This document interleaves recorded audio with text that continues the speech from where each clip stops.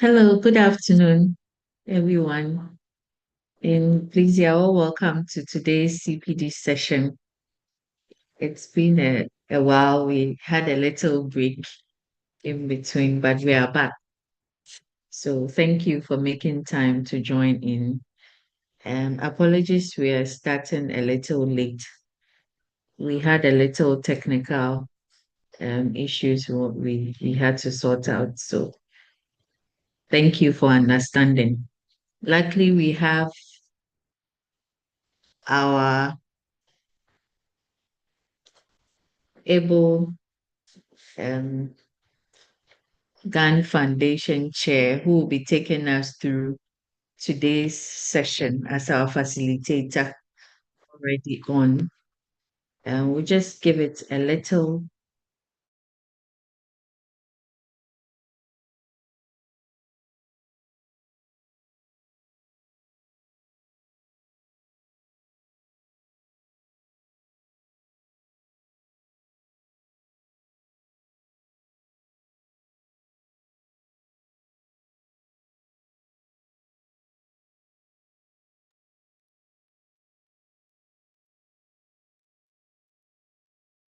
Okay, so please would give it like 3 more minutes to allow a lot more people to join so that we can kickstart.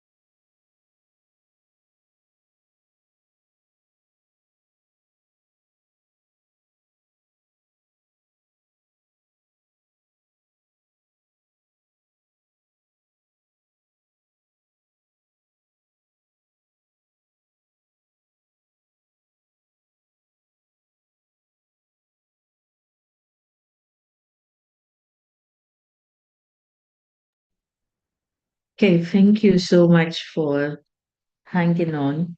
We are going to kickstart today's session.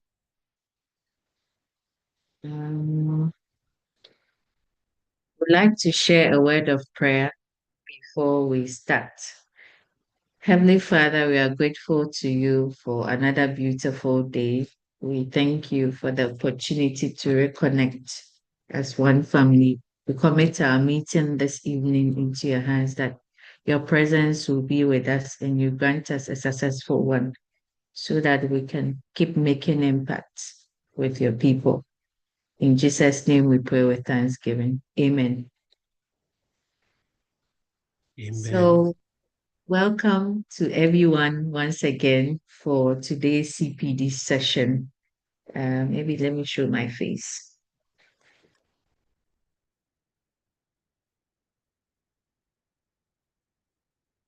Okay. So my name is Pearl Ehonam Selome, and I'm your moderator for today. I'm also the PR for Ghana. Yeah. So today we have one of our GP members, also a faculty member at UHAS. He's a lecturer and a dietitian, a senior one, of course, with a lot of experience with training students and all that. So I have the similar honor to invite Mr. or Dr. Mensah, Daniel Mensah, to take us through today's session. So please let's welcome him with some applause or a thumbs up as he takes over.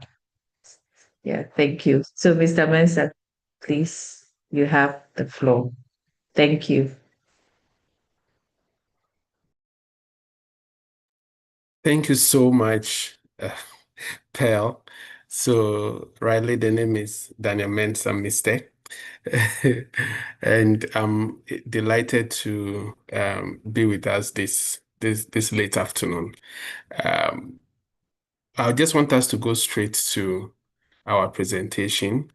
And before we start the main presentation, permit me to share a little insight into a survey that we just conducted just about 48 hours ago, which has a huge bearing on our presentation for this evening. And so that's myself, Dr. Collins, our chair of accreditation and CPD, and then Dr. Frank Ford. We just quickly put something together, shared it among our students who are currently in level 300 or going to level 400, and then those who just graduated, level 400 who just graduated, just to tease out their experiences and assessments of precepting that they've had at least for a year. And so I will share that quickly for us to have some basis or some at least foundation of what our products, when I say our products or our customers, let me put it that way, our customers think of us, and then we will start the presentation so that at least we are starting from the place of known, then and we'll move on as well. So I'll quickly share my slide.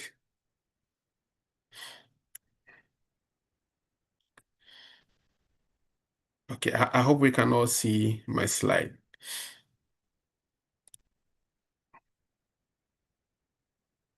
Can we all see my slide, please?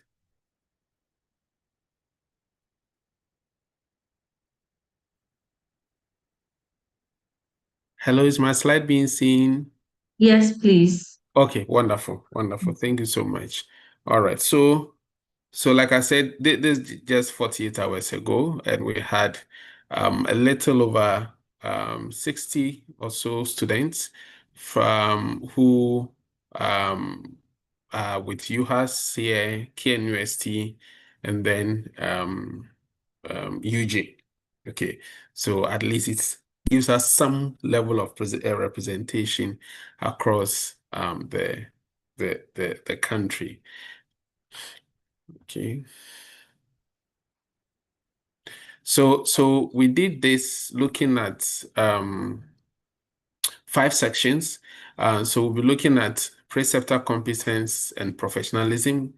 We'll also be looking at teaching and supervision quality, learning environment and support, assessment and feedback mechanism, logistics and organization, and then have an overall experience and some suggestions. So with the preceptor competence and professionalism, so when we ask questions like how knowledgeable is your preceptor in clinical dietetics, and forgive me, those our nutrition fraternity, like I said, it was just a snap um, survey, so we just concentrated on dietetics, but the experience, I believe, applies as well. But the presentation cuts across both dietetic and nutrition. So just please bear with me.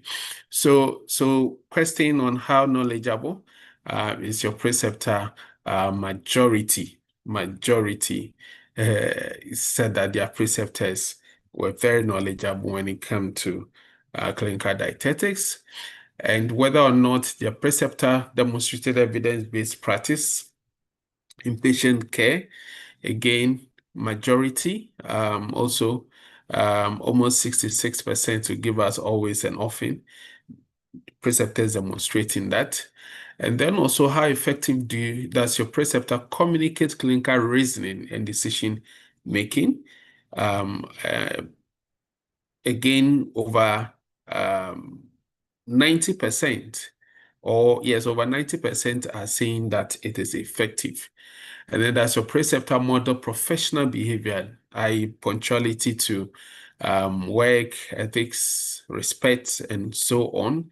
And then again, we have more than 80%, more than 76% also telling us that it is often their preceptors often show professional behavior. And then also, how clearly does your preceptor explain clinical tasks and expectation? Again, majority say that their preceptors clearly do that, which is also more than 70, almost 75%. And then we now looked at the teaching and supervision quality, and we asked whether preceptors provide structured teaching sessions and case discussions. Okay.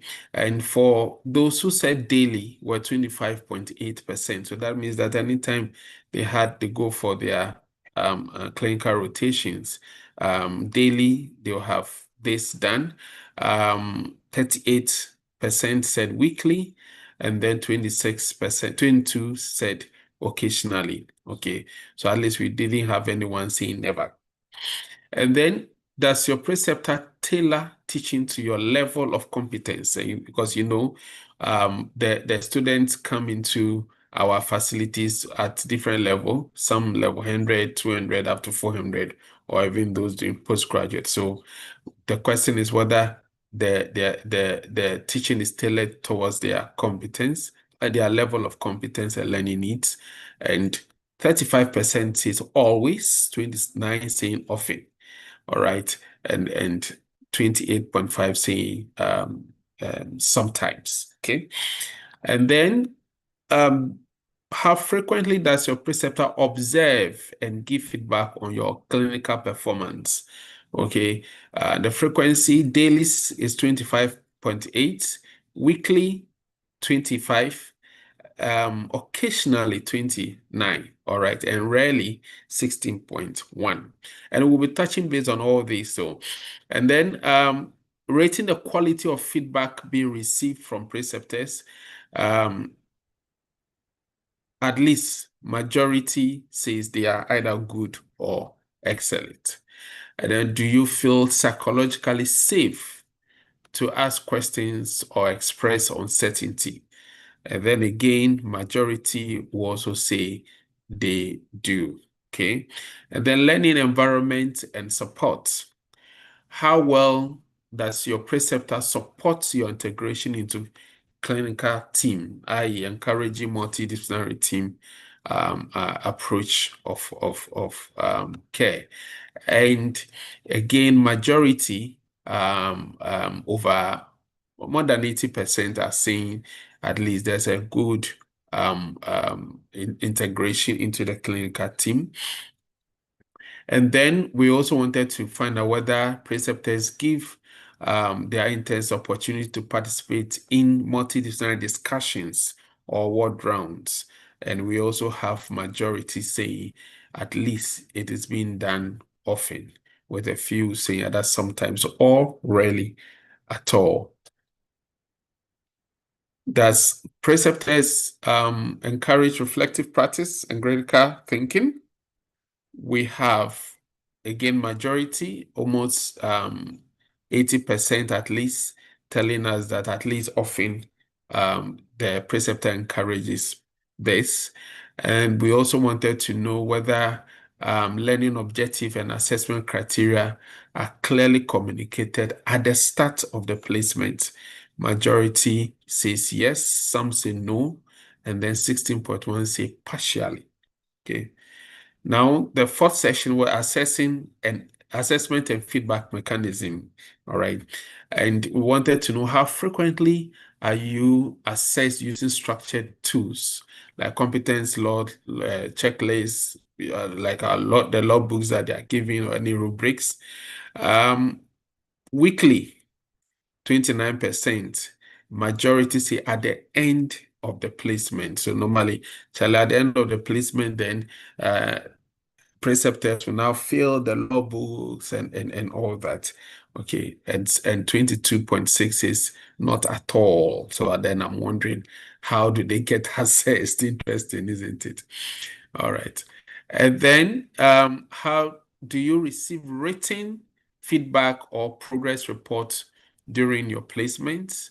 54% says no, and that is more than half that did not receive written feedback or progress report during their placement. How fair and transparent is the assessment process? Again, 54, more than half, says it is fair. With 25 saying it's very fair, so we shouldn't have any problem there. Now, logistics and organization. Was a placement rotation and rotation plan shared in advance? And here it falls on the remit of the clinical rotation coordinators from the training institutions. 71% says yes, okay, with 16 saying no. So that means there's a bit of work to be done there. Were you oriented to the facilities and its protocols at the beginning of the placement? Yes, majority says yes, but some says no, and 22.6 says partially. Okay. And then did your preceptor ensure you had access to necessary resources like patient's records, if there are any guidelines or equipment? More than half again says at least often, all right, with 12.9 saying rarely. Okay. And then finally, overall experience and suggestions that they had for us, and permit me to just read a few of them. So the question as to what aspect of your preceptorship experience were most beneficial. So these are the comments you can quickly read through. So every aspect for some of them, the communication skills for themselves, some were beneficial. The assignments that they are giving, all right, and then also others being involved in the whole care process, the depth of knowledge shown by preceptors, encouragement given by preceptors, the opportunities to sit with preceptor, all right, and observe the preceptor, and then also how accommodating and all that, case discussions, assignments, were some of the things beneficial, the teaching sections, and the statement from one of them says that it was an insightful, informative, and educative experience. I was able to build myself both professionally and personally. I gained practical knowledge and confidence in applying what I have learned in class to real life situations. The guidance and feedback from my preceptor helped me improve my skills, think critically, and work effectively as part of my as part of a healthcare team. So, I mean, with all these wonderful comments by our students as to how they benefited from our precept, and I think we can give ourselves at least some clap or some thumbs up. That shows that we are really impacting lives, at least for the next generation. So please kudos to all of us preceptors. Okay. But they also had some additional ones to share. Okay. Feedback to questions as well, the knowledge base of their preceptors and all that. And aside that, they also have some challenges as well. For some of the cases presented are not being well explained to them. Some also said that the experience of unwillingness to give out information from their preceptors, lots of students being allocated to a preceptor makes it sometimes difficult for them to have effective word rounds and interaction as well. Someone says break times were nearly non-existent, and this made learning difficult when there is exhaustion. Okay. There's lack of time and lack of prior training or an orientation. All right. Someone says that learning is not so effective sometimes. Okay. And in another person's, depending on where the hospital says, there are not so many patients coming to the hospital, and so sometimes there wasn't a lot to do. And this very large comment, I had to just put it here for us to chew on. The person says that my first 3 weeks was at the OPD and I didn't like the treatment the RDs sometimes give me, so it really made me uncomfortable whenever I was at work and didn't help my learning there effectively. I was treated so unfairly, and it was so evident that even without explaining myself, my other colleagues noticed it and they always motivated me. So they were sometimes very mean to me, because meanwhile I'm that cool person. Okay, so this person is reporting some unfair treatment to him, but his current, where he is currently at ward rounds, and my preceptors there are very cool. So I am really enjoying it. So he's comparing his OPD experience to ward experience in the same facility. Okay, so this is the challenge being shared by someone. And then some also mentioned that patients are rushed to attend to those refusing, or she comes, okay, not too clear. So somebody says also that some preceptors are not approachable. Someone says I did not receive orientation on my first day. And then someone also says that spends most of the time at the OPD doing nothing, whilst another person reports lots of workload. All right. And then this major comment again, there are two preceptors. One had been practicing dietetics for a very long time and he is very knowledgeable. What he teaches always contradicts with what the other preceptor teaches. It makes me so confused. Okay. So that is another thing that we need to chew on. All right.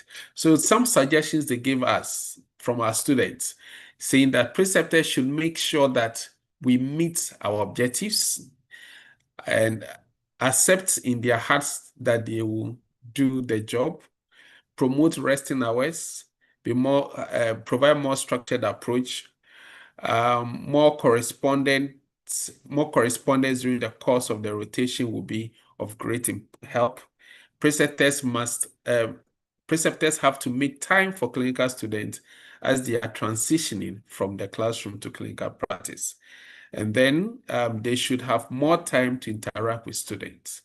And then for this statement again, I suggest that most interactive learning sessions and feedback meetings be included during the preceptorship. So this will help students understand their strengths and areas that need improvement. Additionally, ensure that students are given more hands-on opportunity and exposure to different practical areas will make the experience even more engaging and beneficial.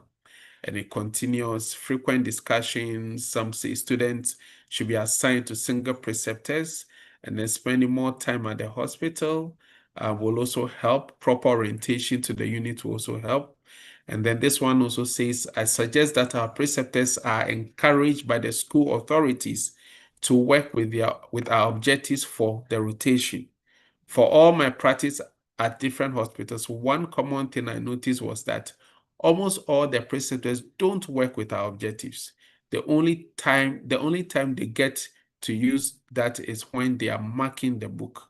And because they didn't go by it and have no or less idea about it, they tend to score you unfairly. Meanwhile, they never went by it. You will just be following them around with their normal routine, learning general things. So that is something again to ponder on. So overall, 29% thinks our preceptorship, clinical preceptorship, is excellent. 59 says is good. And then the rest, minority, fair, poor, or very poor. So this is just an overview or assessment of what our customers, that the students that we precept, have to share for us. And please, let's have this at the back of our mind as we go through the presentation. We will, because I just wanted it to be very realistic, and then so that we can relate well. And then when it's answer and question time, you can also make very practical ones as well. So let me stop sharing this and then share the presentation itself.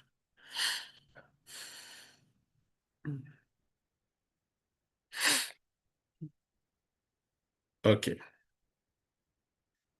All right. Thank you so much. I believe we can all see the slide. All right. So we are looking at preceptorship, a shared responsibility for developing quality nutrition and dietetic professionals. So quickly, permit me to issue a disclaimer. This presentation is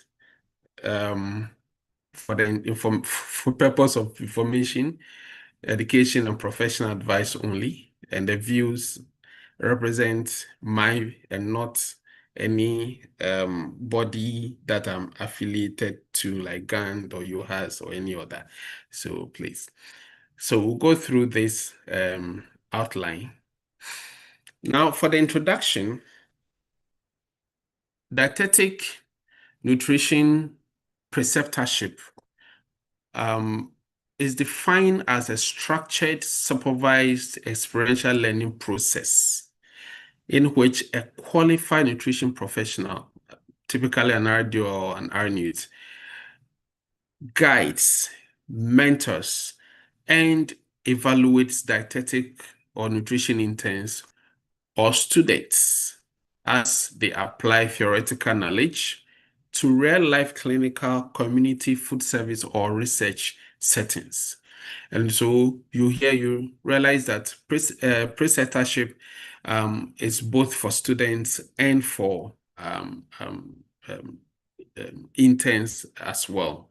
Now, the important thing to note as well is that preceptorship is the cornerstone of competence-based education in dietetic and nutrition, because that is where they get to see how we practice and the competence with which that we show in our practice. And again, for our students or interns, preceptorship is a transformational bridge between what they've been learning in the classroom, which is considered to be theory, and the professional competence that makes them ready to become who we are today. The aim of dietetic or nutrition preceptorship is mainly this, and that is to ensure that emerging nutrition professionals develop the competence, confidence, and critical thinking required for safe, ethical, and effective evidence-based practice across diverse settings. Okay, it's very shall I say apt and focused as to what the intention behind dietetic or nutrition preceptorship is. So in essence, what we are saying is that it is not just about coming to acquire skills like following how do you call it a seamstress who has apprentice who are just looking at or learning from what their madam is doing or their master is doing, and then they have to know. But it's about professional transformation. Okay, so it ensures that graduates are not only technically proficient, but also ethically grounded, communicatively agile, because our work is deep in communication, and ready to lead in a dynamic nutrition landscape. So that is what our aim is all about. And therefore, who is a preceptor? So a dietetic or nutrition preceptor is a qualified and experienced nutrition professional, typically an RD or NARNIT, who trains, teaches, and guides dietetic students or interns during their supervised practice experience.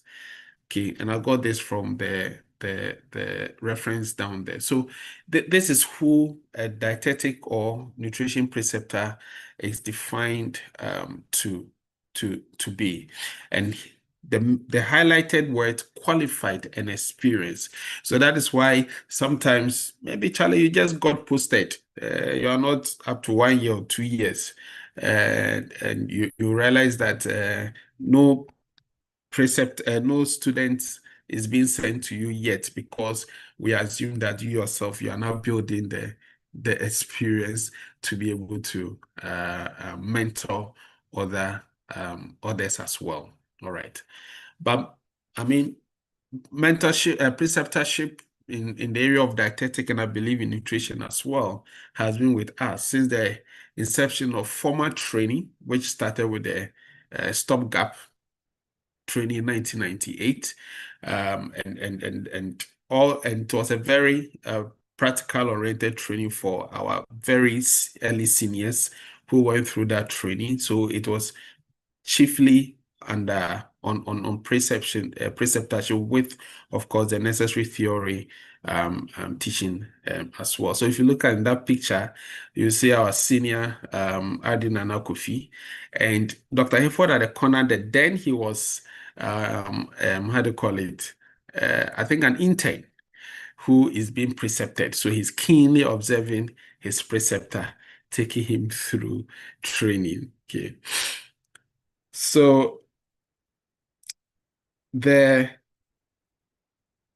integration of dietetic or nutrition preceptorship into our training is to attain certain purposes. And then the first one is to bridge theory and practice, like we've mentioned. Okay, so that we're able to translate the knowledge from classroom into practice. All right, in the various scopes of our practice, i.e., clinical setting, community, food service, and co, and reinforce the nutrition care process through hands-on experience, okay, with actual patients or populations or systems that the students rotate through. Secondly, it is also to develop the clinical competence, and that is an advantage that the preceptorship helps our students with. So they learn the conduct assessments, they learn to conduct assessment, formulate diagnosis, implement interventions, and I mean all the processes in the nutrition care process. And they are also exposed to diverse cases and conditions, learn how to assess them, and then learn how to make their clinical judgment, how to plan, how to document, and all that. Number three, it also helps cultivate professional communication. And so here, when they find themselves in an interdisciplinary setting where they have to collaborate with other healthcare professionals, they observe you, the dietitian or nutritionist, interact with other healthcare professionals, and they build that competencies as well. And this build some confidence in them, especially when they have to interact with other healthcare professionals. And then also when they are educating patients. All right. So whichever approach they use, whether the motivational intervene, which is very commonly used these days in nutrition counseling, and also, of course, culturally sensitive counseling as well. Number four, it provides us with support, or it supports competence-based education. So here we're able to align with required competencies and performance indicators as expected by, for example, our council, the GTech, and other agencies that are accrediting and making sure that those competencies are met. All right. Number five, it fosters mentorship and professional identity. So here, preceptors are able to serve as role models, shaping our students, ethically, all right, in leadership wise, and then of course helping them build their careers aspirations. So I come to see 37 military hospital, and I see how advanced in knowledge, in career, in education expertise the RDs and the RNUs are, and I aspire for that, and that's what it builds in our students, for them to know that after school they also can become those role models. Okay, and then number six, exposes interns to diverse practice settings. So you realize that if it's in a clinical setting for the dietitians and the nutritionists who do that, they go through the various departments in the hospital, so pediatrics, renal, surgical, and all that. And then if it's in the full public health, community nutrition and public health area, they also go through the various sections under it, food service management, research, and all that.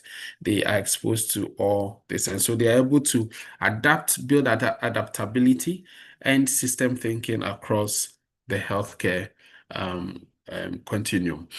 Seven, it ensures accreditation and credentialing compliance. And this is very, very important, because for most of our students in our various universities, they are supposed to make at least 1,000, some 1,000, some 1,002, but at minimum 1,000 clinical hours during their period, their 4-year stay in the university.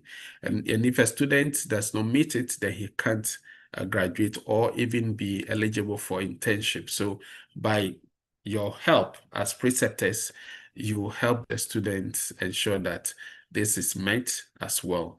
And then, of course, it promotes continuous quality improvement for our students. So, and also for us as well, because you see, these students come with some fresh perspective, something new things they've learned. Thankfully, the resources abound everywhere on the internet and everywhere. So they learn something and then they share it during their interaction with us at the facilities, and it adds on to our own learning, and of course theirs as well. Generally, the objectives that the universities have, depending on the levels of the students they send to us, are mainly three. All right. Of course, I'm not going into the details for every university, but they are generally grouped under these three. So the juniors, like the first years going to second years, or having their how do you call it, clinical attachments or vocational training, depending on the university and what they call it. They are just to see, they are just to observe what the practitioner or the nutritionist or the dietitian is doing. And then second year to third year, they are to touch. So here they will practice with the supervision of the dietitian or the nutritionist, who will supervise, okay, you saw me do this, do it for me to see. And then the final year into the internship time, they also do the objective is to do. And here gradually they began to practice independently.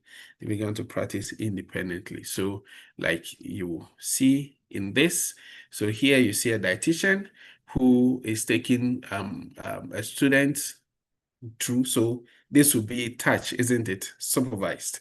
And so pass the NG2. You saw me do it, so now do it whilst I supervise. So there's a typical example of the touch. And for most how do you call it, precepting of students, it is between the C and the touch. It is when they are in the final year getting to the internship where they are how do the objective changes to mainly the do aspect. So the processes of precepting in Ghana, sorry, the process of precepting in Ghana has mainly started with dietitian, how do you call it, precepting or clinical coordinators of the universities or training institutions, identifying suitable preceptors and facilities. So that means that, like we said, they have to be, the preceptors have to be experienced and they have to be qualified, highly qualified for what they are supposed to do. So they identify these people and they give them the next the how do you call it? They identify these people to be suitable for the purpose for which they want them to help in precepting their students. Then they appoint them.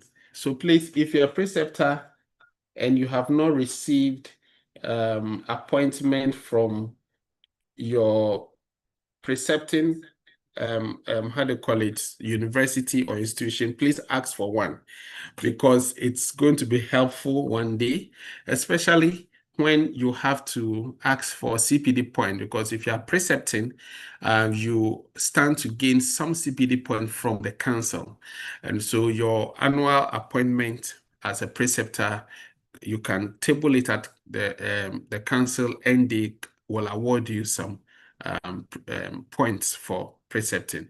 Our chair Collins has a lot of information on that. So please demand for official appointment, okay?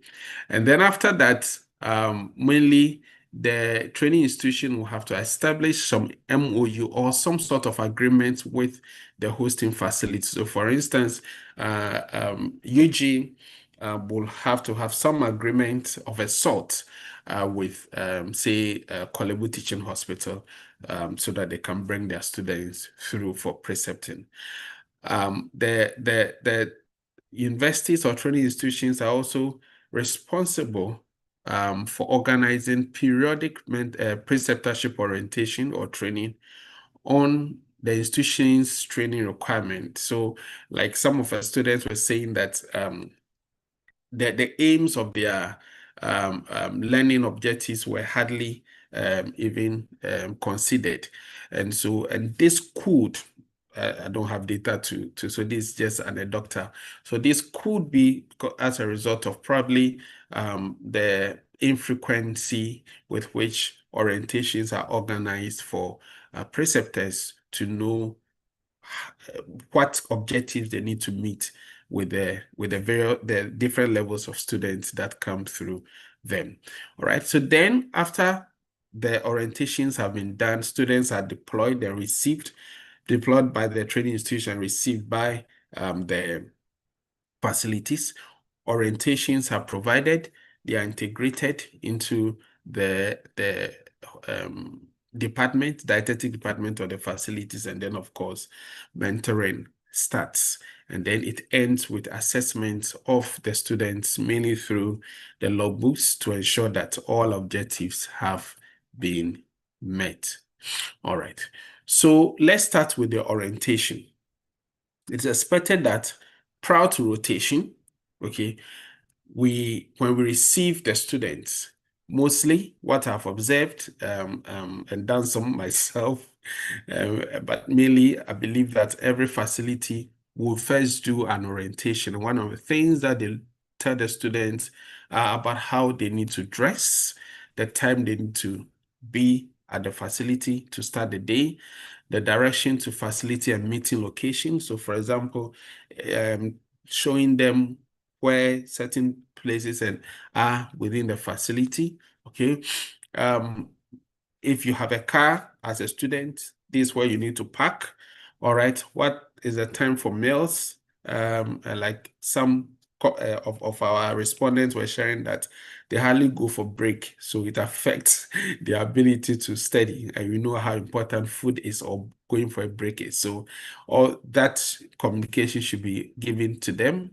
All right. And then, of course, pre-rotation assignments or readings where we let them know based on their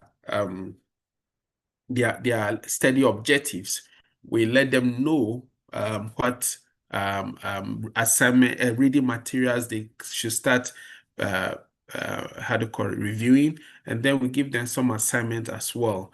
We need to confirm the starting dates and the ending dates. We need to confirm the number of hours that they have to complete at the facility so that if someone is playing truancy, that person knows that he or she's cutting down on the hours required. All right. What resources are they supposed to bring to the for their rotation? All this information have to be given to them. And do they require some medical forms or some clearances? All this information have to be given to them prior to the rotation. Okay. And then, of course, we go through with them program competencies that they, according to their logbooks, they are expected to learn, and what learning activities or tasks or projects they are expected to complete during the rotation time. All these things have to be communicated to them. So on the first day of the orientation, where we meet with students, all right, we first of all have to get their previous knowledge, especially if they are the graduating students. That's the level 400. Sorry, supposed to graduate it. So level 400. We need to find out their previous experience and rotations that they've already complicated so that we know what they've learned, what they've not learned, what gaps are left to be filled, all right, in accordance to their rotation aims and objectives. We need to clarify those goals to them. The goals for their rotation needs to be very well clarified, and then what their the preceptors of the expectation of them are, the departments of the observation and the facilities of expectation, sorry, of them are, and then of course what the students' expectation of the preceptor, the department, and facility are. All this needs to be discussed as well. With that discussion is very important because then students get to know what their aims or then the expectations of the facility, and the students also get to the preceptors sorry get to know the aims that the students want to leave the end of rotation having achieved. All right.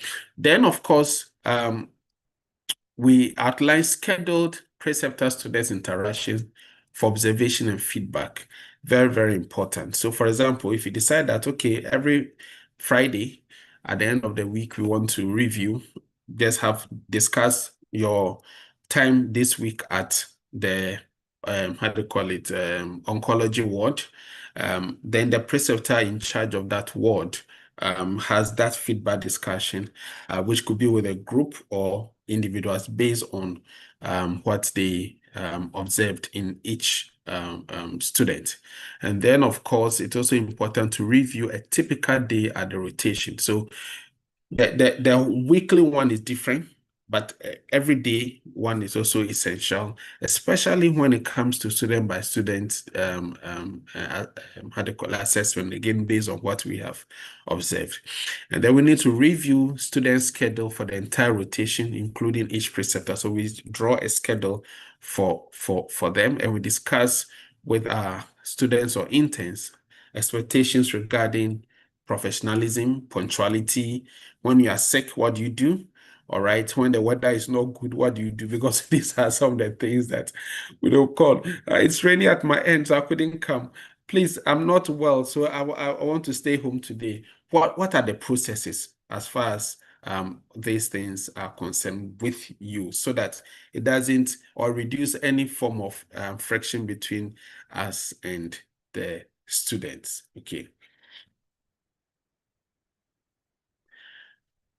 Every hospital has certain policies or procedural manuals, all right? And we need to take the students through.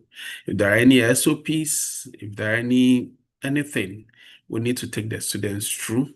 And then also we need to also, so that of course they don't how they could go against the facilities or the district's laid down processes. And then we also have to make sure that the students have printed out their law-books. They understand what it says. Okay, actually, understand what it says, not so much the work of the preceptor, it's the coordinator at the university who's supposed to take them through and for them to know their aims. But the preceptor can make sure that they came there with their logbooks and reflective journals. The reflective journal is what they summarize their day in. They write it out, and it becomes the basis of the feedback discussions that you have with them on a daily and a weekly basis. Again, still on the first day, we need to tour. So after you've given them all these talks and all that, then you take them through for a tour of the facility, if it is applicable. If it's not applicable in your facility, then that's fine. But at least the places that they will be going or having the rotations within the facility, they have to know, be introduced to the powers that be there, i.e. the matron of the nursing officers and the doctors in charge and all that. All those people have to know them. And then we always encourage that we introduce the students by name to anyone important in the facility. So that would mean that every student is encouraged, we should encourage every student to come with a name tag, all right, whether an improvised one or a Pechepe one made by their training institutions, that at least we should be able to mention them by name, and we introduce them to the relevant officers of the facility. We need to also let them know the organogram of the facility and the department so that reporting procedure are not breached. Of course, are there any resources that are computerized ones? So most hospitals now use the LIMS, a health record system. All right. So if it's there, because that's where probably they will tease out the cases and see you making records and want to go back and read on your case report and all that. So we need to take them through. Are you using any software like HF Pro in your facility? You want to orient them on that and any other thing that is necessary. All right. So do you have some form of documentation tools that the students should know? And because all these become learning resources for them. Are there some procedures of care and service delivery, PPE, safety, fire, hazard, and all that? Please let's take them through as we take them for the tour. Now, for their practical requirements, we need to assign checklists to meet required competence, and that we will normally get mainly from their logbooks. But aside that, the preceptor can decide to develop additional ones in line with the objectives to make it easy for the students to meet those objectives, okay? And then we also need to project outlines and presentations and due date. And so it helps a lot when students have to give presentations of assignments that have been given or do presentations on particular cases that they have seen and have been tasked to report on, and just want to know whether they were able to pick up the competencies. Put a schedule, date. You are presenting yours on this day. You are presenting yours on this day, so that with that the student also know that much is expected from them. How you do evaluation, take them through the procedure. And then, of course, like again, journaling and then self-reflection activities where the feedback discussion is important. And we need to track their orientation as well. So their rotation, sorry, as well. So a typical example of the rotation schedule, this is just a typical example. So group one, whether they are 4, 5 people. So week one, they know where they are, week two, week three, and as it goes on. So this is just a typical example. Of course, every facility have their unique style and that, and anything that works for the facility, just to make sure that the students or the intern has gone through the various departments within the facility and as according to the aims and objectives of their log book. Now, for every every student who comes through for precepting, there are certain desired characteristics that the preceptor will expect that when the student comes, they should have some applicable knowledge in the MNT, nutrition, food service. They should have some, well grounded communication skills, especially when it comes to their oral communication and then written and all that, so that they can, write their case reports and all that. And they should have some interpersonal skills like peers and with their peers, their teachers, have some leadership qualities. They should be punctual. They should easily adapt to the system and the learning routines. They should have a very positive reaction to stress because it's very stressful. Okay, they should be they should be able to persevere, be creative, have organizational skills, work independently, and respond responsibly, and be matured as well. So normally we expect them to be intelligent. Okay, so the IQ is there because they are able to assimilate knowledge and give it out. Emotional quotient is there. So what we call emotional intelligent, social intelligent, and then of course the adaptability to be able to adapt to the rigors. So it's like following I did the day to the Benz unit at Kolebu in those days. And then some students would come back. Some would have collapsed. Some would return early, saying that they couldn't stand it and all that because of the cases they were seeing. And so you would have wished that, the students that come for precepting will tick all these boxes. It makes the precepting seamless, and you yourself, you enjoy what you are doing because the students are just grasping everything, and they can do independent learning, and they are adding on and all that.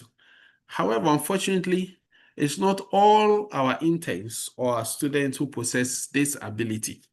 All right. So students will vary in their skill and all that. And due to so many reasons, cultural background, experiences, the level of maturity, the level of knowledge, and all that. And these are the people that we are going to have to assist for them to attain the professional behavioral skills that we just spoke about. So some limitations and strengths of our students. Okay. So these students, they are intelligent, very intelligent, okay, but with a lot of book knowledge. One of my students told me we're doing an appraisal of the academic year with our students at the student meeting. And one of the students said that too. I went to for my vocational training, and that's how we call it here at UHAS, in a hospital in Accra. And the preceptor said, "Oh, as for you, UHAS student, it's only theory, theory, theory." So I smiled. I said, "Yeah, that is the limitation that you are coming with," and thankfully, the preceptor is there. By the time she came back, she has added on the professional bit very well to it. So and of course, this person was at level 200, yet to even start clinical practicum, in semester clinical practicum. So they have a lot of intelligence with book knowledge, but they have different modes of learning. Okay, some are grasping very well with visual, some auditory, some practical, and these are the different levels and different learning styles of the students that are coming to you. So that would mean that we will have to adopt different teaching approaches to help bring all these students at par, at least at a certain level of competency that you expect them to attain. They also have an untested work ethic. They may not know how to prioritize work or manage time. They may be unsure of their abilities and all that. And that is where, apart from observing how you do it yourself, but your encouragement and direction will help them a lot. They may also not understand the limitations imposed by reality. They are very idealistic. So we're doing clinical presentations recently, and this case needed PN, parenteral nutrition, which was costing a certain amount. The RD, looking at their financial situation and so many other factors, tried a bit contacting people, social welfare, when nothing was happening. Well, had very little to do, um, still was dwell on infusion, was trying to do something. But they didn't understand. We should go to Accra and look for infusion. We should go this and do that. Meanwhile, the cost of the infusion, the people themselves who are mainly farmers and couldn't afford it. They even said they couldn't afford it, so they should be discharged home and all that. So this is the ideal, because we've learned it, we've seen it, we want to do something about it, but there are certain limitations and restrictions which they may not understand. And these are the kind of people who are coming to you. Okay. Then they may have limited client patient contact. They may have limited management and food service experience. They may have limited team experience, limited skills, limited communication skills.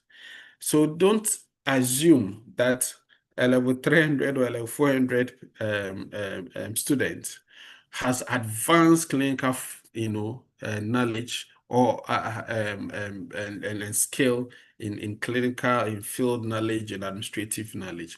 It is often not the case. So they are coming to depend on us chiefly for this improvement in their skill. So we want them to go far. So we want to improve their emotional intelligence through self-awareness, empathy, motivation, self-regulation, social skills, teamwork, stress management, time management, and so on. So permit me to quote Daniel Goleman, who says that if your emotional ability aren't in hand, if you don't have self-awareness, if you are not able to manage your distressing emotions, if you can't have empathy and have effective relationships, then no matter how smart you are not going to get far. So these are the people who have come to us. All right. They may be smart with the academic knowledge, but they can't go far if we don't build their professional skill and acumen. And that's why you are so important. So the professional behavior skills that they require, the students must acquire is organizational and planning, team, being a team player, being a decision maker, being someone who is dependable, resourceful, who is responsible and mature, who easily adapts, who takes initiative and self-motivated, who has very good verbal and written communication, practices ethical, how do you call it, ethically, and is punctual. All right. So week on, we need to do this assessment to find out whether one, the student has improved in any of these, what we normally call soft skills around the profession. All right. So that's why it's important that we do weekly.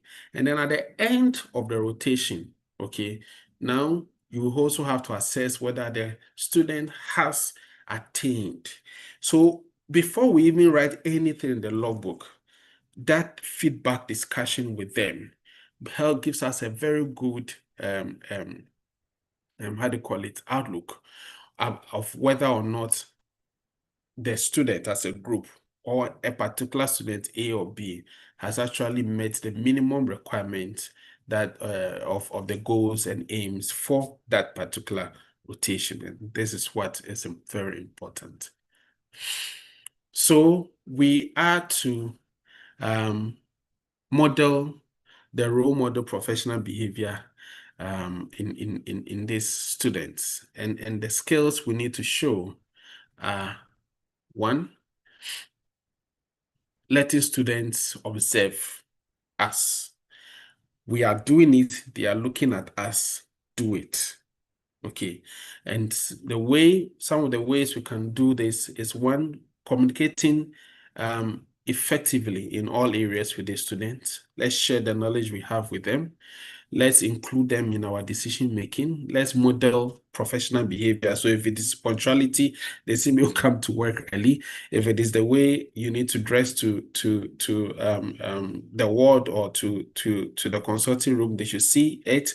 If your interaction on the field with other nutrition officers, with other colleagues and other healthcare professionals, let them see it.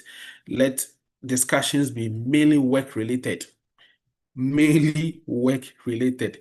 not Charlie other things. Other things when we include, you can talk about it, but within the working hours, let the discussions be mainly work related. Let's be attentive to them.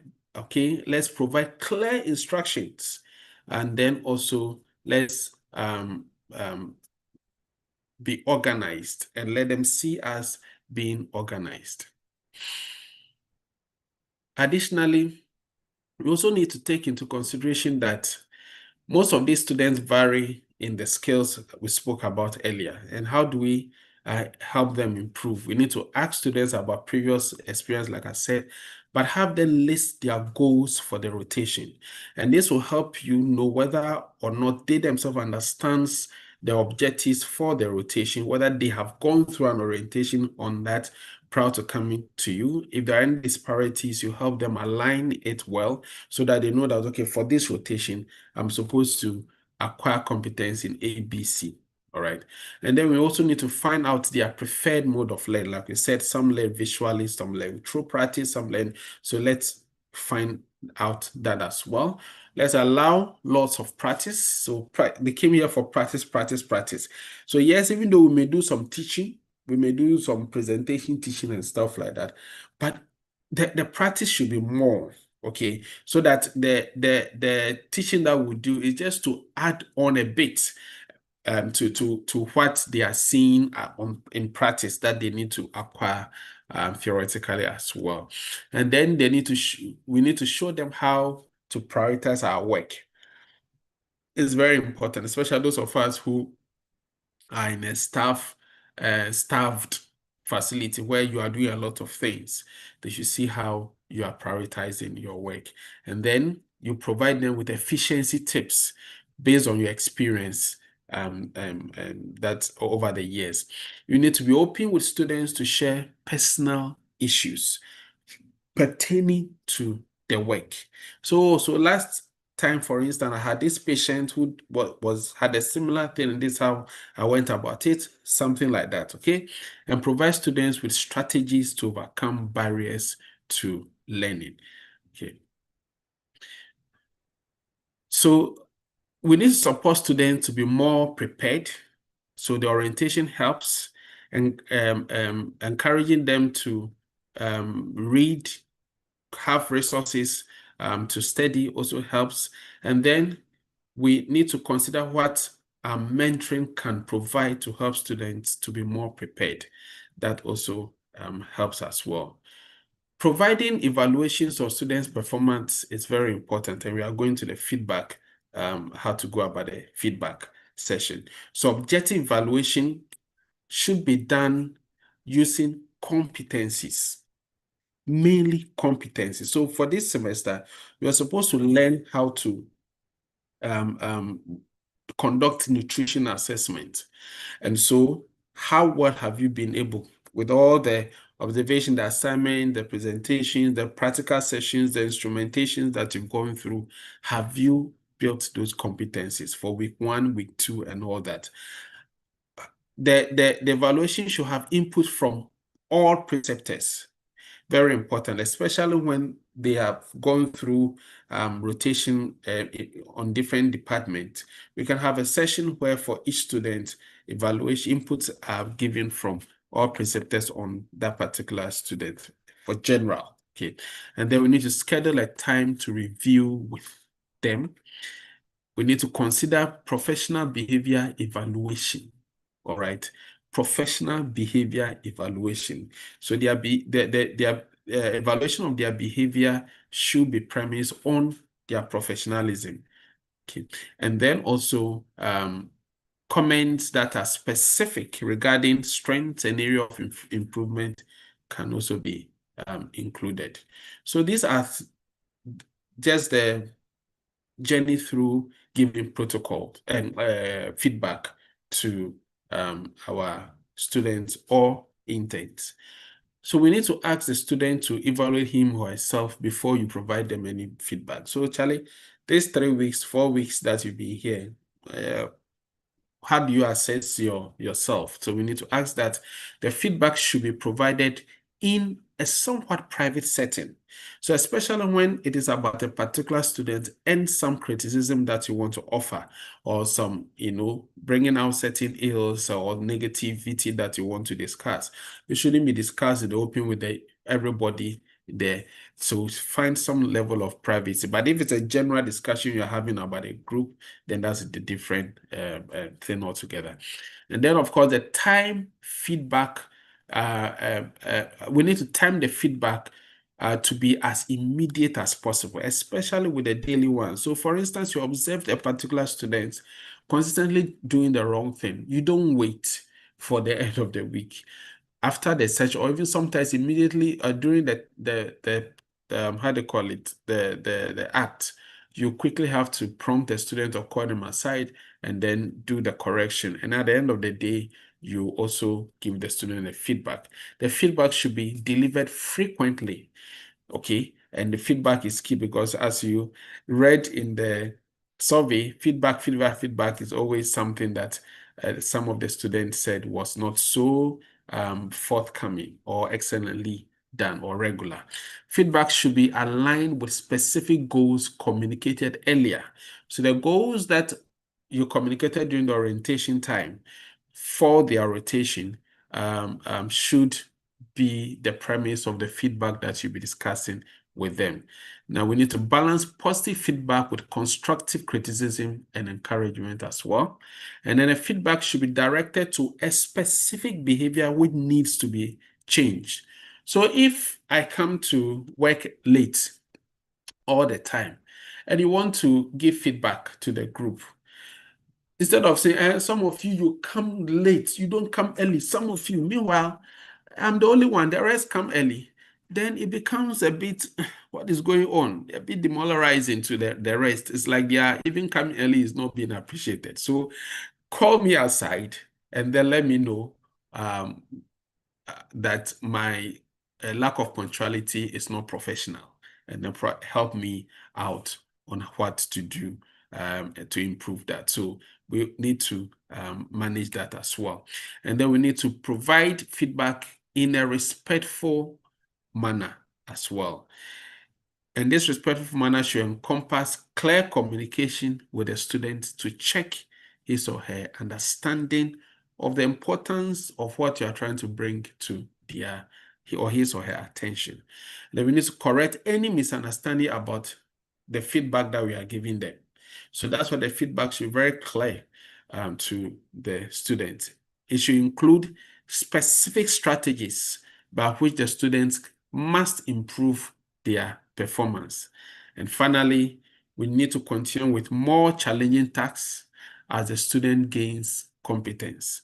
And this is this is the process of giving feedback. So as a typical example, providing constructive feedback with encouragement and direction. You have made some progress when interpreting lab values, but this is an area you will need to continue to work on. Electrolytes in particular. I suggest you watch the YouTube video the Dietitians in Nutrition Support Practice Group has posted on this topic. Okay, so here you are providing a constructive feedback, acknowledging a progress that has been made in an area, but also letting the person know that it is not, he or she is not perfect yet, and the ways by which they can keep improving until they build that competence. Another example, addressing areas where student has improved. I know when you express some concern about working with school children, I advise you to view some videos and talk with a classroom teacher. I appreciate that you made that effort, and I noticed that you appear more confident and have figured out how to present information with appropriate activities on the kids level. So yes, our nutrition directorate, our office, we are doing a school intervention program, and this intern or student is not actually getting the nutrition education for students thing well. You suggested a way to improve the student, how do you call it, applied it and has improved. Let's encourage, let's let the student know that we have noticed that improvement and give them thumbs up on that. So for those in clinical rotation, that's mainly the dietitians. We've talked about guiding them through the electronic health records, but we need to encourage them to adjust to the various professional styles of the RD or our new staff that may be in the process. So for example, when you take Kolebu, where I'm more conversant with, we have dietitians, we have nutritionists, and as part of the dietetic department. So they do their clinical rotations there. So for instance, so if I go to ID Sophie at Ops and Gynae, her approach based on the kind of patients or clients she sees will not be the same as when I probably follow ID Stanley to his department and so forth and so on. And so we will have to encourage them that when because you've come here, now that you are here, you need to please try and adapt to the way we are doing it based on the clients or the type of clientele that we have in this department. And we need to complete assessments. We need to help them to complete their nutritional assessment efficiently, because we know that's the basis of the whole thing. So they need to do that efficiently, prioritizing how they collect and interpret the data, and then of course how they arrive at nutrition diagnosis is very important. We need to also take them through documenting concisely in medical records. Of course, they may not type into our LIMS or write in there, but they have their journaling or their journals. They need to write it out for us to see, so that if they are now practicing, they have to type it out or write them out in the hospital's records. They would have already have learned it. And then interacting with other healthcare practitioners. As they see us do it, especially when they're in the final year or they are interns, you encourage them to also do same whilst they are following you, and then they are learning as well. And then, of course, we need to teach them how to effectively interview and counsel clients as well, and observe them do same. We need to guide them in efficiently doing the monitoring evaluation. And of course, we need to keenly observe how they observe you or other preceptor conduct interview. So you are, of course, practicing, you are doing your thing, but let one eye be looking at whether or not they're observing you and observing what you are doing. Also, we need to inspect how students review medical records and make notes. We need to inspect their reflective journal. create opportunities for interviewing and counseling patients with supervision, and then receive feedback after the interview. Considerations in a community rotation for nutrition students or interns. So the emphasis, all right, should be or can be on knowing the target audience very well, so that you are in the midst of adults, but yet you are giving or giving education on intervention as if you are in the midst of children, and vice versa. Okay, being culturally competent is very important because of the settings may not be the same depending on even among districts between one district or the other. Having flexibility with the schedule, traveling to various locations, they should be ready for all those. And then, of course, we need to create opportunities for our interns, especially to show creativity. All right. So creating handouts and educational programs, and so that when they go, they can use it to do their educational interventions and all that, and advocacy and all that.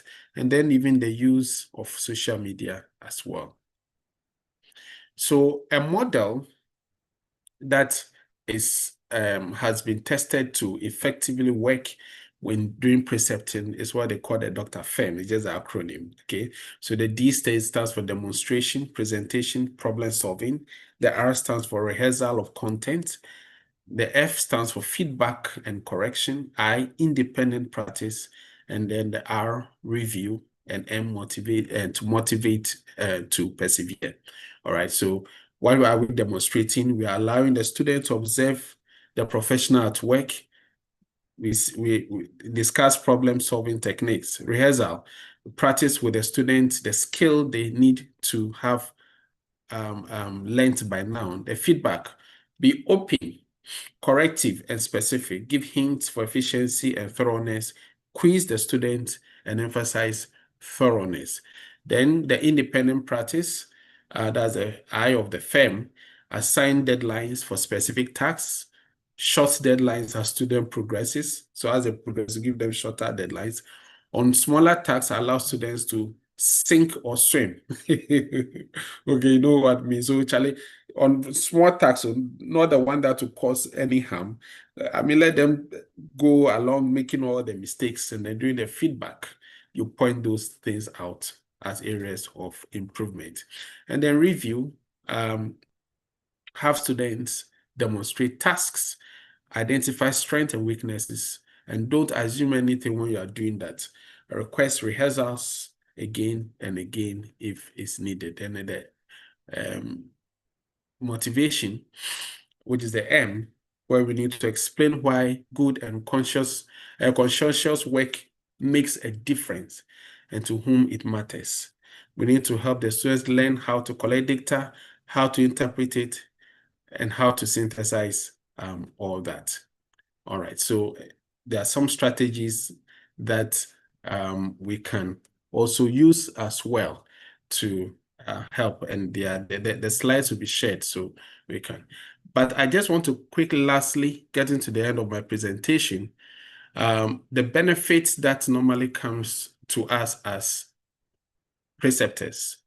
So we gain new knowledge and skill to stay current, because you are precepting someone who is coming with some knowledge. You always have to be on top of your game.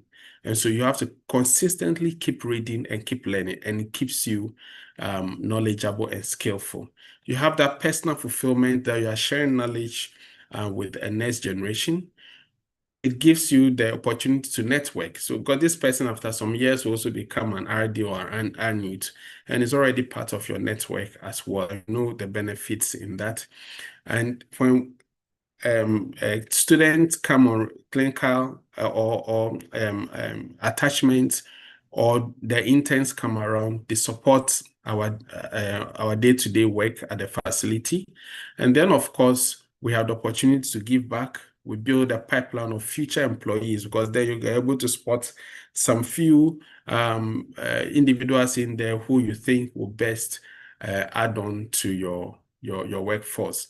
And then, of course, motivation to further one's education, because as you keep taking these young ones through, you go like, hey, Charlie, this person came here as undergrad, he's now come here as master's, and I'm still like this. Let me also push a notch up. Okay, so that motivation comes up as well. And like I said, the AHPC CPD point for precepting as well.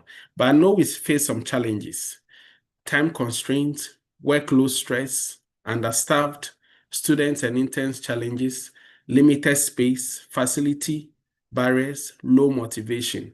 And these are challenges that are well documented. The reference down there speaks to that as well.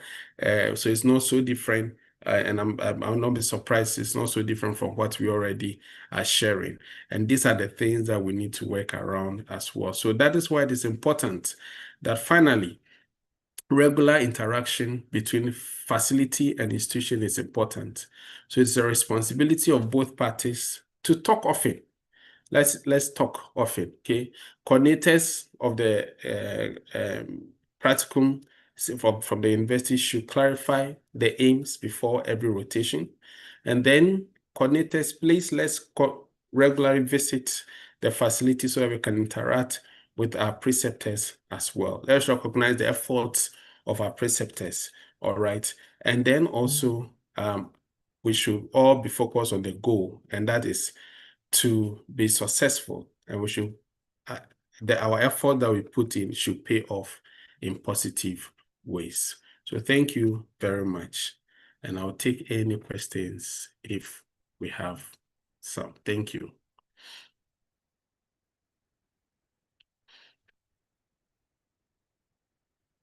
Thank you so much, Mr. Mensah, for this powerful presentation and shared knowledge. In fact, I've personally learned a lot. I've been taking a lot of notes, and I am sure everybody on the call today is taking something wonderful that would help their work wherever they find themselves.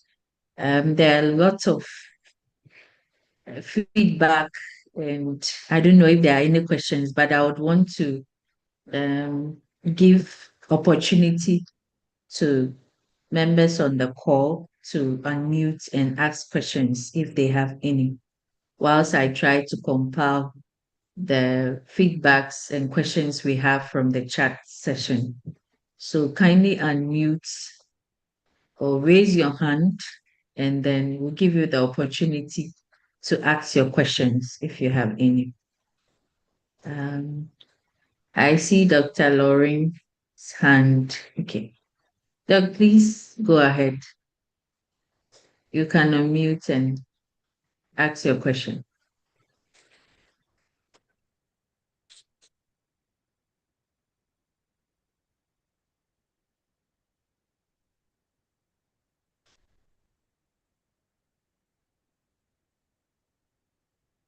No.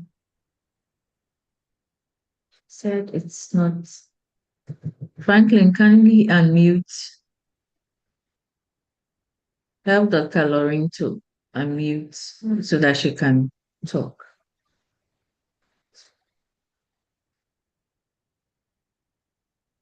Okay, so yes, I think that I'm unmuted now. So this is not a question, but just to say a big thank you to Mr. Daniel Mensah for the presentation. Preceptorship is an area that has been quite an area of focus for some time with a lot of challenges. So thank you for unpacking the issues. And I actually consider what you have just done with us almost like a training session for preceptors. Perhaps we should put up that for for our preceptors and also the coordinators to have access to, so that they can refer to this presentation or this seminar continuously. And then I also want to say a very big thank you to our preceptors who have worked with us over the years. I mean, even from what Daniel has shared with us today, we can see that the whole idea of precepting is not a small joke at all. And it has so many different facets that it almost becomes important to continuously find ways of improving it to sort of fit with the times. Now, to a quick suggestion I have to Daniel and perhaps to all other coordinators on this call, that looking at the student numbers that sometimes we are faced or seeing in our hospitals, I wanted to suggest the idea of student-led, not precepting, but for every batch of students that are going to a facility, after they meet the coordinators from the universities to discuss their goals, we choose like leaders who would go and champion the goals of that rotation for the batch that is going. Because you will admit that our systems haven't allowed to have sort of a separate unit that is taking care of only student activities in the facilities. We are combining this with a lot of our everyday teaching, supervising, a whole lot. We don't want to get into that. But I feel that the idea of getting peer-led champions, I don't know the name to call them, who would now take up what the institutions are intending to achieve, and would definitely, with the help of the coordinator, get into the clinical environment and then champion that, set of goals, objectives, or competencies. That would be another step towards advancing this whole process of preceptorship, and also ensuring that our students are getting the experiences that they need to build the competencies that they need to build. Having said that, it's a good idea also for your suggestion about having the liaison between the coordinators and the facilities. And for that, I want to say kudos to every preceptor here. Kolebu has been so great, very helpful to us. Every now and then, they're calling me to have meetings on one thing or the other. UGMC, we have that relationship with them. Legon Hospital. I'm just mentioning a few of the places where we've had the opportunity to have very meaningful interactions. Yeah, Daniel, thank you. Sorry, I'm taking over the thing. Oh, no, Very grateful for this presentation. And thank you to Gand also for organizing this. We are grateful. Thank you. Bye. Thank you, Doc. Thank you.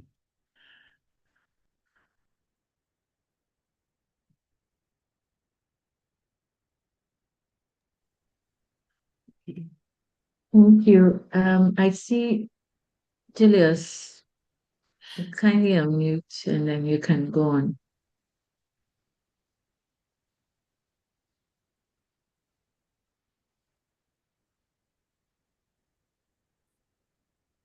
Okay, thank you very much for the opportunity. Thank you, Audi Dani, for such an insightful presentation. I mean, whilst I was listening to you, I was already thinking about some things we need to do to formalize preceptorship in our institutions. Chief among them is drawing a protocol for the institutions so that at least when the students come, they know that these are the things they need to abide. These are some of the things that are missing in our institutions, and it makes the preceptorship a bit subjective wherever you find yourself. I've been a student not long ago, and I know some of the challenges we faced when we enter facilities, and it's like people are so busy and nobody minds us. And it was on this basis that when I joined UGMC, we decided that we are going to do a very intentional approach to preceptorship. However, along the line, we had some issues. And the first question that is in our mind is who is a preceptor? Because at UGMC, I happen to be the clinical and training coordinator and in charge of students and interns. But then when they come, we draw a schedule, and every member of the department takes part in training or interacting with the students to ensure that they meet their goals. But when you look at how we define preceptor, it's like every facility should have one preceptor. So it begs the question as to, is it that when you send a student to the facility, just that one person should be the one interacting with them, evaluating them, or I mean, making sure that they meet their objectives? Because that one person also has work to do. And if you want to leave this thing on one person, then it's going to be a whole lot of responsibility. Then you have mentioned some of the challenges faced by the students, and as people who are in the field, sometimes it's disheartening that students work or present themselves for preceptorship and they don't even have a logbook. You ask them what are their objectives, they don't know. Bring the logbook, they keep tossing you until last minute when they go and bring the logbook and bring to you, and expect that you should now, like, I mean, assess them in a way that will be favorable for them. So for some time, we've been trying to even suggest to the institutions that when you are bringing the students, you, the institution, should send a logbook to us, so that we make ourselves we make ourselves conversant to the logbook before the students come. Then we can offer them very good experiences. So maybe going forward, I want to suggest a better coordination between the institutions and the schools, so that we have this communication. And you already mentioned that the school needs to address the preceptors about the objectives of the students and all that they need to do. And I'm in the currently we have some students with us, and personally I feel we are not doing well because we are very limited in terms of number. And then we have students who are dietetics, we have nutrition students, we have biomedical science students, and all these people mixed up. And sometimes trying to give them individual tasks is a challenge. Kind of challenging, but we're also trying to find our way around it and make sure that the students have the best experience, and we also have time to do the work that we are being paid for. But I really want you to explain to me who a preceptor is and what should the responsibilities be, or how the students should be engaged, if they need to only report to that preceptor, or if everybody in the department should come together and take part in training the students. Thank you, and over. All right, thank you so much. So quickly, on the question before I address the other ones. So actually, like we defined, someone who is highly qualified and experienced. Of course, that leaves a lacuna, isn't it? Because we, as probably as colleagues, will have to probably agree that should it be someone who has at least senior, and that is at least 3 years of practice, because then you are a senior nutritionist or a senior dietitian, or anyone who is anywhere and who has just entered into, so whether has practiced for 1 year or 2 years. So that is where we probably have to agree as a unit on at what level of experience should one assume the role of a preceptorship. And again, another thing that probably both training institutions and grant could do is like the academy. I noticed that, for instance, when I see the academy in the US, they have a preceptor's course. So if you want to be a preceptor, you take that course. And if you pass the course, of course, not a exam-oriented course, but mainly, you go through that course, and then of course you are certified to be a preceptor. We could also agree to have something of that similitude, and so that at least this definition you are giving, you are suggesting, or you're asking for, can be well tied up well. But as we have it currently, you see students being posted to anywhere there's a dietitian or a nutritionist, okay, to precept. On the second part of your question, and I believe, for example, UGMC, just like a lot of the bigger hospitals, you have dietitians who are manning various departments in the hospital. So So maybe there's someone at pedic, there's someone at surgical, there's someone at medical, there's someone at in all those places. So, and these students go through those rotations or rotate through those departments. So the practitioner there, if it's, experienced and competent enough, is a preceptor for that rotation. But you have that one person in the facility like yourself who receives them, okay, and probably conducts the orientation and the touring and everything. But when it comes to writing and assessing their logbook, when if I am at medical and they came to medical, ideally I will have to assess them for their rotation at medical. When they move to another department, the practitioner, they will have to assess them so that at least it is a bit fair and objective in the assessment. Okay, so that is just what I would say about that. Outside, for instance, again, on the whether there's a need for guiding the hospitals or facilities on how to precept. Outside, I know a number of the universities have come up with preceptor manuals, but I'm just thinking of something where you a place like Kolibo or your NGMC, so you have students from say Eugene, you have students from Tech, you have students from UHAS coming through, and imagine all these universities bring you their manual. Okay, which the manual is like a guidelines on how to precept our students. If there are any major differences, you get confused yourself. And I believe this is something that Gant can probably, in working with the institutions, can come up with a general, shall I say, a common one that meets the needs of all the universities, and we can share it with the facilities where our preceptors are to help in training our students. Thank you.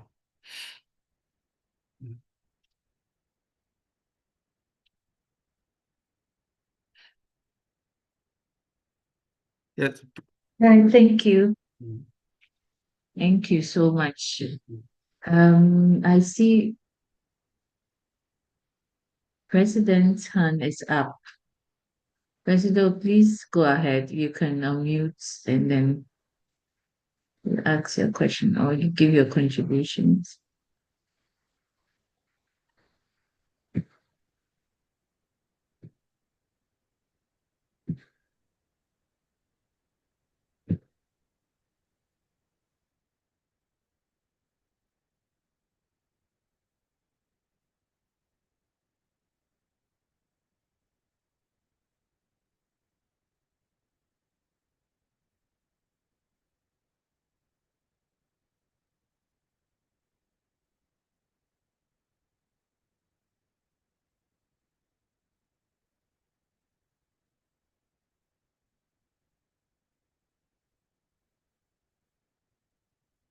Hello, President. I don't know. I'm sure he's muted.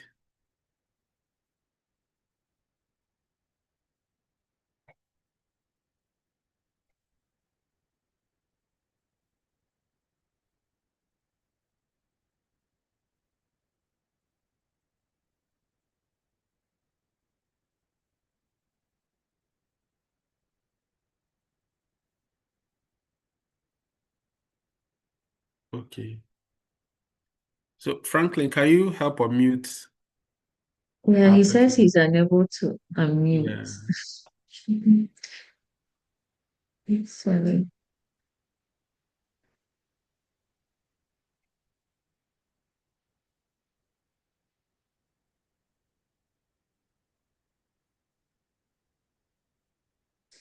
Franklin, if you're on, kindly unmute President for us.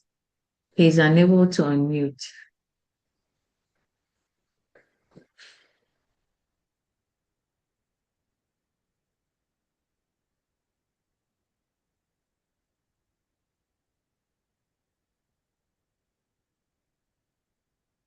Okay, whilst we wait for Franklin to help unmute him, I'll just run through a few of the comments and questions we have in the chat box. Nana Kofi says, pay royalties for using the photograph.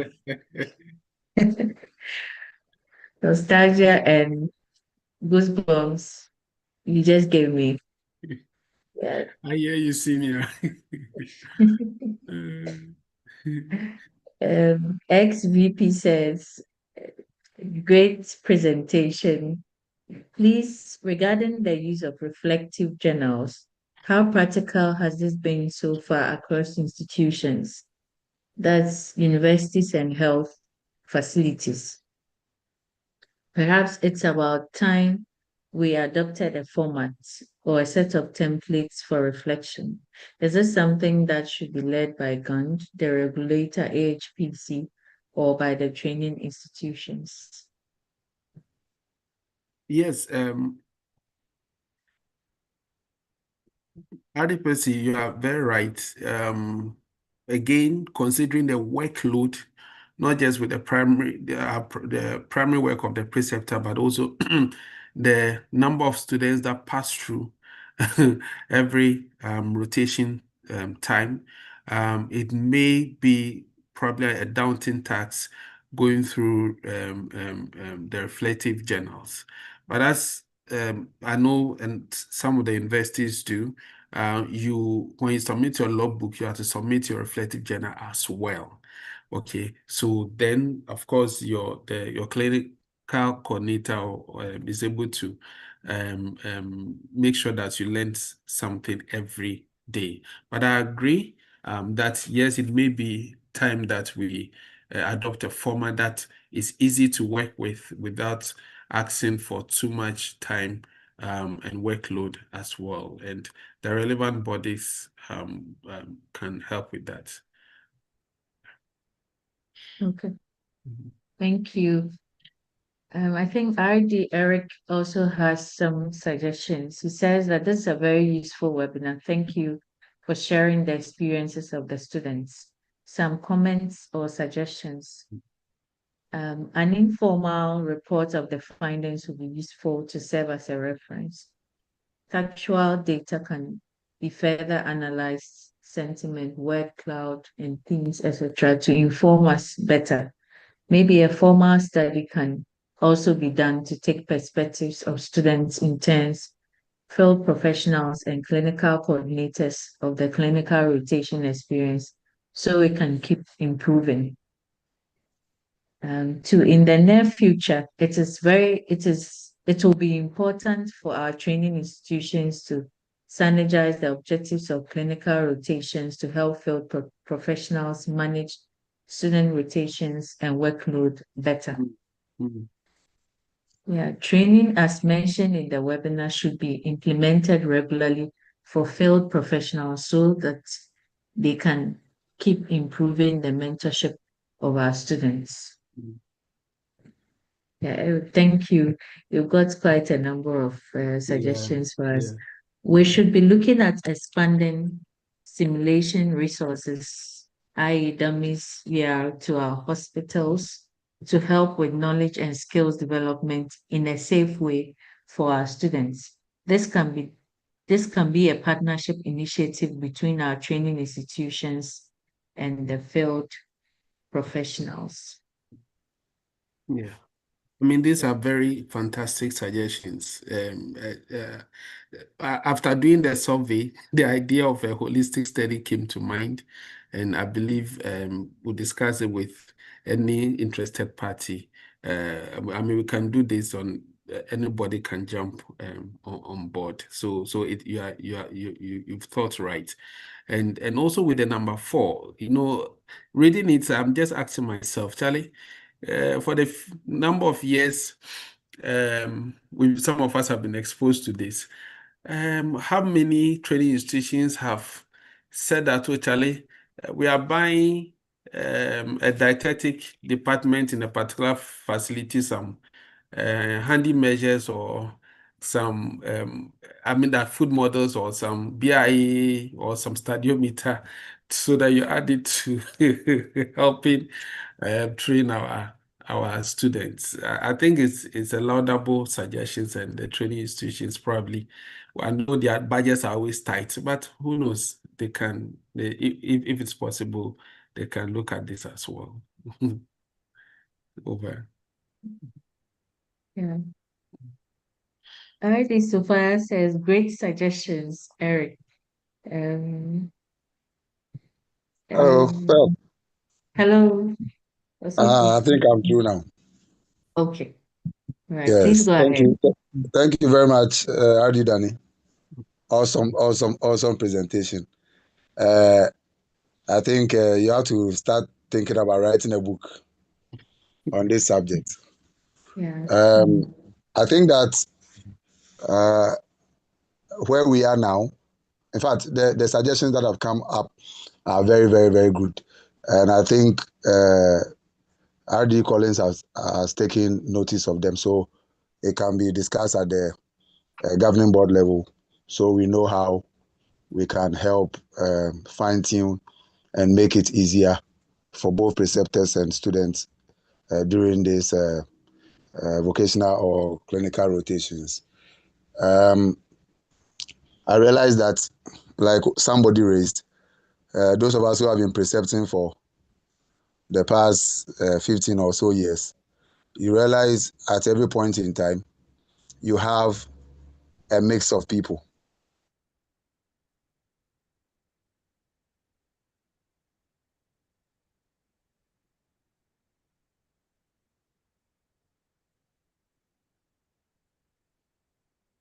Also, we lost you. We can't hear you again. Oh, you can't hear me? Okay, now we can. We lost you at a point. Oh, sorry. Yeah, where did I get to? A mix of people. Yes. So please, am I clear now? Yes. Yes, please. Yeah. So I said because a mix of people always come. Right now, I have about over 20 from second year to final year with me from all the major universities as well, right? So I have come to the conclusion that the job of the preceptor, anybody who decides to do it must not see it as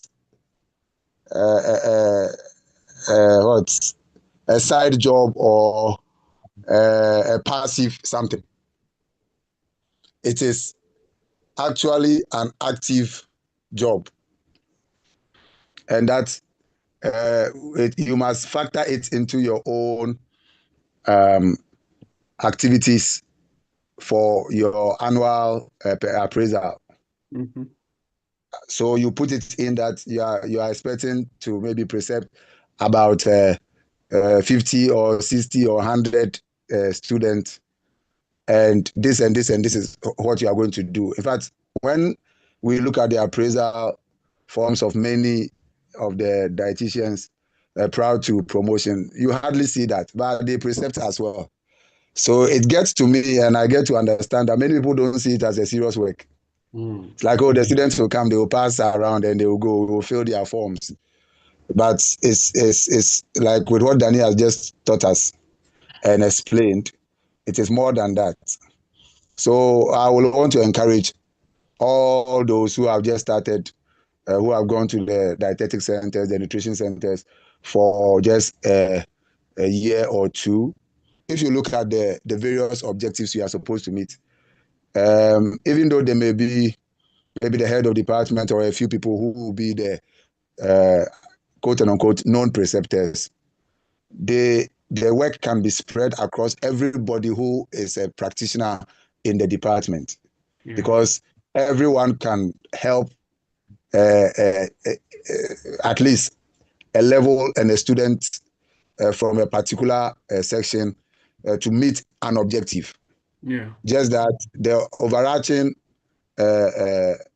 work must be done by those that have been assigned as the preceptor, so that I can suggest, especially where a lot of people come, like my general, when we are doing the assessment, it's like a conference. Okay, so you went to the ward for this session this time. How did you see the students? How will you suggest we grade in this one and all that? So it becomes a shared thing. And one thing I want to say is that some universities give small, what do they call it, stipends or something once a while to the department. It should not be in the account of the head of department alone and enjoy it. Try to do something for your colleagues so that everybody will know that they are involved.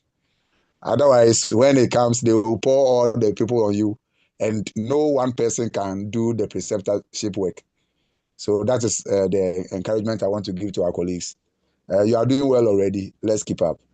But the final thing is that RD Lorraine did not mention Tema General, but she's my sister, so I'll go home and we'll discuss about it. All right. Thank you very much. Over. Thank you. Thank you. So I have one question here also about how should preceptors be motivated? In what form should they be motivated? Should it come as cash, or how should the motivation be? So thank you so much. I remember at a preceptor organized by our pay setting dietetic department, Eugene, was it last year or so, where we had I think, is it Prof. Lauren telling us about preceptorship, and I mean, it was emphatic that no monetary motivation is actually given in their jurisdiction, and which actually was the intention with us, even though some universities like Presi said, sometimes from time to time do give. Myself, at UHAS, those who are on the in semester practicum at the hospitals where we do the in-semester practicum are on some allowance from the university. But I am looking at the motivation in probably even more valuable than the small coins they'll bring us that doesn't even come often, right? And one is, and this we can this interaction can be with I mean the training institutions. So for instance, how many RDs or RNUs in the various department office probably have progressed in the educational distance. So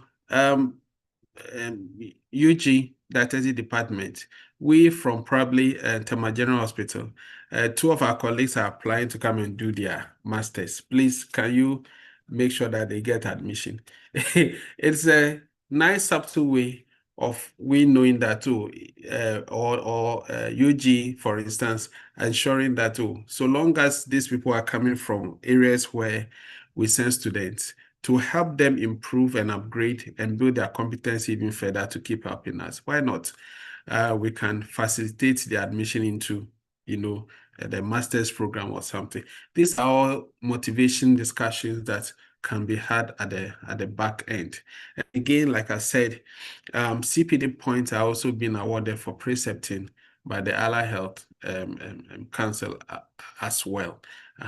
And other personal fulfillment, other networking opportunities, and other things that we can also get are all there beyond just the few CDs that comes as allowance from time to time. And these are all discussions that can be had as part of an MOU or some sort of agreement between the training institutions and the facility. So that's how I see the motivation. Thank you. Okay, thank you very much. I hope the one who asked the question is satisfied with the answer that has been I hope given. so. Yeah, I do not see any more hands up. I assume, I mean, we've gone over the time a little that we're supposed to close. And I do not see any more questions in the chat box as well. Just people expressing their appreciation for the wonderful and powerful presentation that has been shared. I think this is very timely because a lot of interns and students come through the various institutions, and it's good that we are updated, or we know the right thing to do for them when they come around. So thank you very much once again, R.D. Mensah, for You're your welcome. time and everything you have shared with us.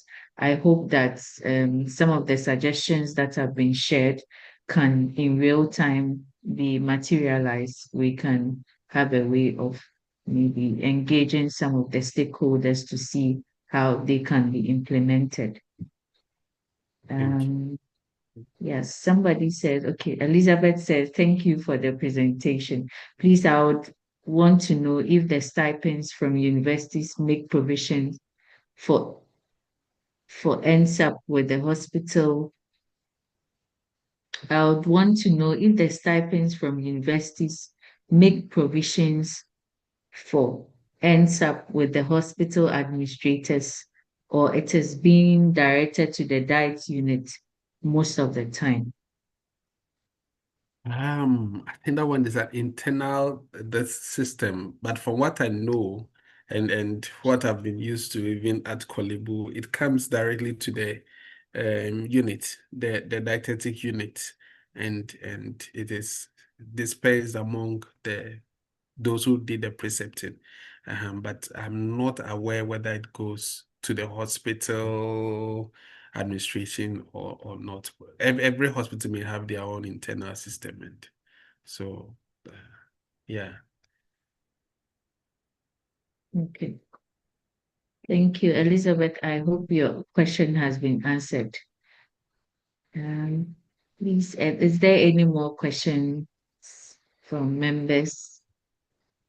If not, I would like to, on behalf of everybody, thank R.D. Mensah once again for his time and all that he has shared with us, and also for you for making time to join in, because without you making time to join, I'm not sure all these wonderful suggestions that have been shared would have been noticed. So thank you for making time to join today's CPD. We have shared um, the attendance form in the chat. Kindly make sure you fill it before you drop off the call. Um, the other announcement that we have is to encourage you, if you haven't yet renewed your subscription with Gant, to kindly visit the website and do the needful. In fact, we have so many members, but when we check the number who have renewed their membership with us, the numbers are quite a bit low. So we want to encourage everybody and remind you to go and renew your membership with Gant if you haven't done so. Sometimes we get requests from organizations and institutions asking for all sorts of letters from members. And sometimes it puts us in a very tight situation if in our database you are not really there. So I want to encourage everyone to help us grow the academy together. And the only way we can do that, one of the ways we can do that is for you to show your commitment by renewing your membership with the academy from time to time. There are exciting days ahead for us. Preparations for CON is ongoing, and very soon I'm sure we'll be sharing updates on registration and everything about the venue and what to expect. So you need to start putting down some small monies aside in anticipation for CONT. There are other things that we look forward to putting together for members in the coming year and months. And November 14th is World Diabetes Day. So we want to encourage you to do something, awareness creation, or anything around diabetes that you can do.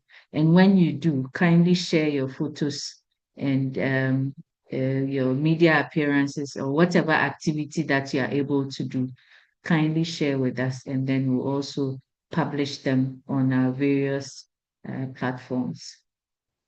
So thank you once again.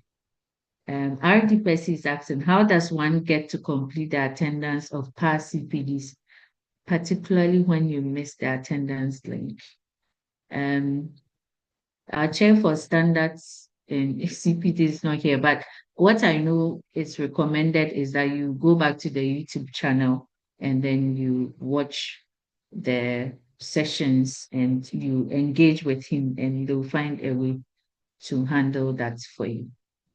So if you are in this situation, kindly contact Dr. Collins, and then he will guide you as to what to do. I did moderate this session today with my able partner, Franklin. He has been doing all the background works for us. Franklin, thank you so much for making time to help do this and put this together. And then all our other GB members, thank you. Do have a great evening and see you soon in our next session. God bless you all. Amen. Amen. Amen. Thank you. God bless you too, Pearl. It's been awesome. Yeah. And Great God bless job. me. And God bless me. You. I'm coming. I'm coming to call you. R.D. Beidou. Yes. Hey, good evening, sir. R.D. Mavis, you raised your hand. Sorry, I didn't see you. Please. Have you come from America? Mr. President. Have you come from America? You can unmute and ask your question, please. Hey, somebody's asking a question. Sorry. Hello. Good evening. Good evening. Local Sorry, I dietitian. missed your Stop hand. that. I just wanted to point out something, and I missed the beginning, but one of the things I think sometimes we don't consider